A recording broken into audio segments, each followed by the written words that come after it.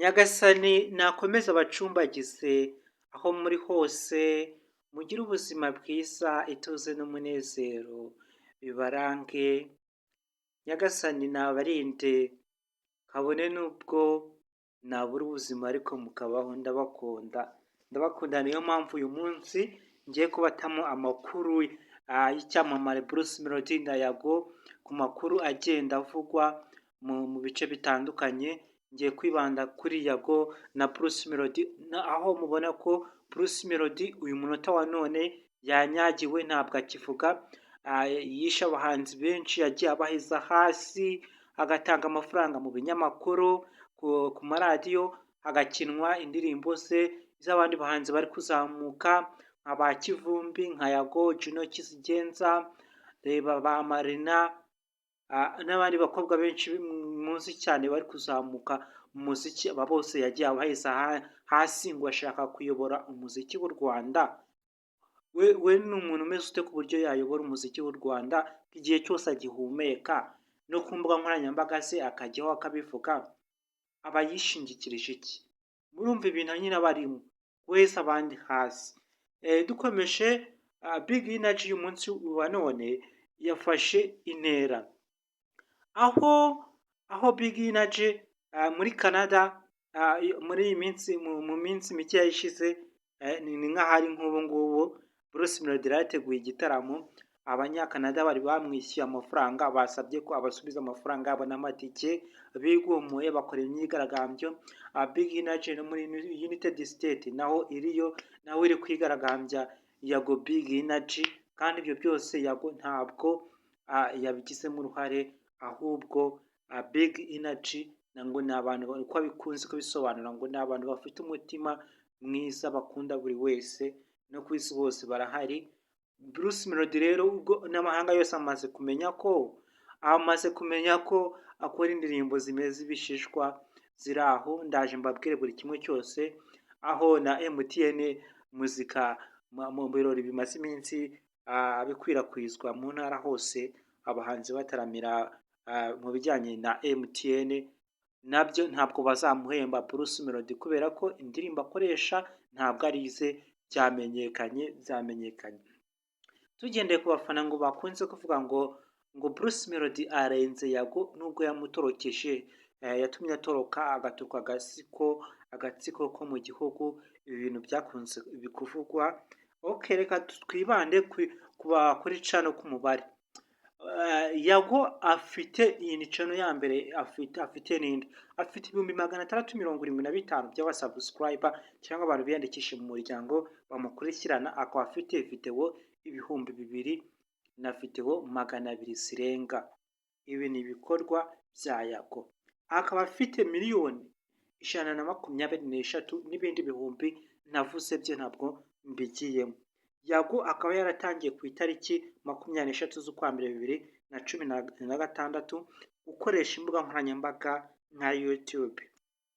Ibyo mumaze kubimenya. Mu gihe Bruce Melody we yatangiye ku itariki 19 z'ukwa gatatu 2015, niho yatangiye. Urumva ko yatangiye mbere. Akaba afite video 140 n'izindi wenda ari bukore nubwo yanyagiwe sinzi. Akaba afite 89,000,000.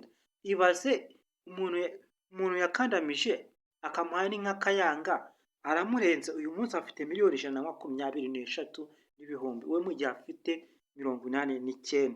muri kumva difference? Ndakeka mwabyumvishe neza. Noneho reka nze dukomeze n'ibindi noneho biri kugenda bica inkuru cyane, byacitse ururondogoro. Ahangaha amakuru yose ndayafite. Icya mbere ni ugukora subscribe, like, comment, aho twagiye twibeshya ibitekerezo byanyu nabyo tukabinyuramo, tukazaza kubasubiza tubaha andi makuru bitewe n'ibitekerezo mwatanze. Twagarutse aho abahanzi bakomeye nka Bruce Melody wari ukomeye ubu ntabwo agikomeye, yanyagiwe. Na impamvu ibintu Yago yagiye atangaza, ntabwo yari yajya ku mbuga nkoranyambaga amuvuguruze. Impamvu yavuze ko akora indirimbo z'ibishishwa, ibyo ntabwo yigeze agira abinyomoza. Iryo ni ikimenyetso kigaragaza ko ibyo yavuze ko ari byo. N'ibindi byinshi cyane, aho Bruce Melody yagiye avuga ko azasubiza Yago Tabagwe, ariko uyu munsi ngo umuhigi ajya guhiga intare bikarangira ahindutse umuhigo. Uyu munsi Bruce Melody yahize Yago, ariko uyu munsi niwe wabaye umuhigo. Yago yari umuhigo, Bruce Melody ari umuhigi, ariko uyu munsi Yago yabaye intare, umuhigi yabaye nde? Bruce Melody. Reka nze mbagezeho imyidagaduro, amakuru y'imyidagaduro n'umuziki mu Rwanda.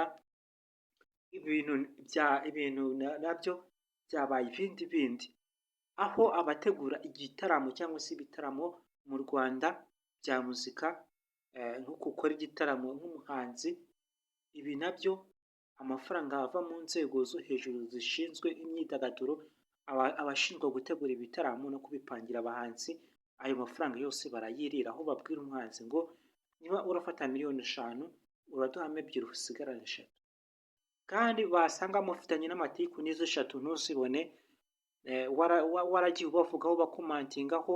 Mutekereze neza impamvu Juno Kizigenza nuko yabavuzeho, bamuhije hanze amaze gukora ibitaramo bingahe. Ibaze nka Afrika, Agatundasi yaciye ibintu indirimbo ye, ariko se karinga kajya muri niba ari mu Buganda akajya kugira gukora ibitaramo, kuki mu Rwanda atabikora? Ibaze imyidagaduro na showbiz yo mu Rwanda uburyo ihagaze.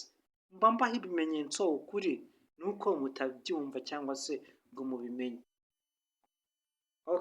Nakiriye ba Gen Z, ninya mvuga Gen Z muzajye mumenya ko muri abantu bajyana na vision, bafite amakuru ahagije kuri buri kintu, basobanutse nyine. Gen Z ikaze nyine hano.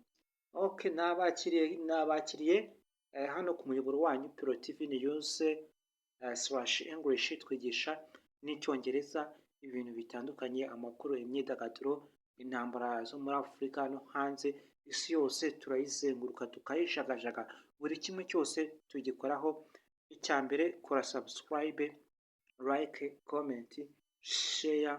Noneho dushimiye n'abantu mwese mwagiye mukora subscribe, mwakora na like, comment. Ni iby'ingenzi cyane.